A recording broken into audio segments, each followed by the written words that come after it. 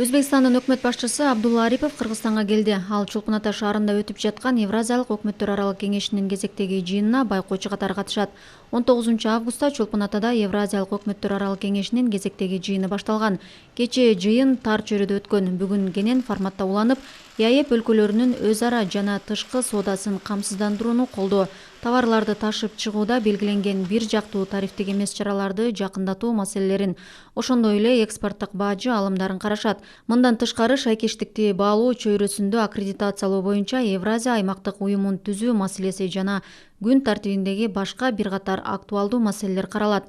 Жыйынга ЕАЭПке мүчө мамлекеттердин өкмөт башчыларынын баары катышууда.